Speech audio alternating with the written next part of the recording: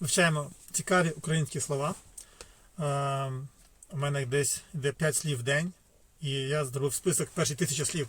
Слово гаятися, затримуватися, баритися, витрачати марно, марнувати час, баритися, длятися, забарювати, задержуватися. Таке слово також затримуватися, наминатися, припізнюватися. Наступне слово ген. Указує на віддалене місце часу, віддалення часу нам там, далеко, вдалечині, вдалині, ген-ген, геть-геть, далеко, далеченько, не близько, у далечині. Це таке одне слово. Наступне слово гепитися. Це падати переважно раптово, з великим шумом, бахатися важко, з шумом падати, бухатися, гупати, хрьопати, хряпати, хряснути, гуснути. Наступне слово гудити.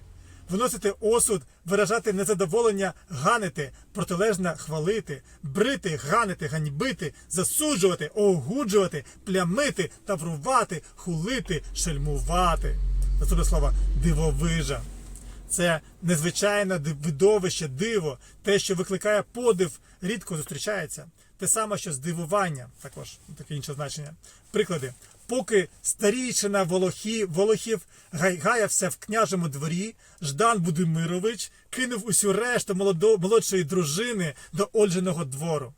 Аж ген за північ, коли пожежа стихла і зарево згасло, змогла тільки трохи заспокоїтися Христя і лягла спати. Досить Іванові Івановичу якимось своїм способом підкосити з боку лівою ногою супротивника, як той враз гепається на землю. Вже сонце низенько, вже вечір близенько, чом ти не виходиш, ти моє серденько? Чи ти мене судиш, чи ти мене гудиш, чи з мене смієшся? Серпанок розсипається на дивну райдугу, обрамлює цю дивовижу, ясно-фіолетовий, майже круглий абрис. Тепер давайте історію. Історія у нас тут поема маленька. Ген-ген удалечі, де час тече повільно, між хмар і вітру грай, мовчить дивовиж. Там серце й думка гаяться довільно, хоч знаєш, втрачений час не повернеш, та тягне путь аж ген до обріїв безкраїх, де зорі гаснуть, гудять часом віки. Там голос серця стишений, мовчазний, а світ лиш дивом сяє навкруги. І все б ішло без змін, якби не гепнув грім, ніби земля відчула силу снів. Що дивовижу в краю принесло, невідомі шляхи і далі знов. Вивчаємо українську разом.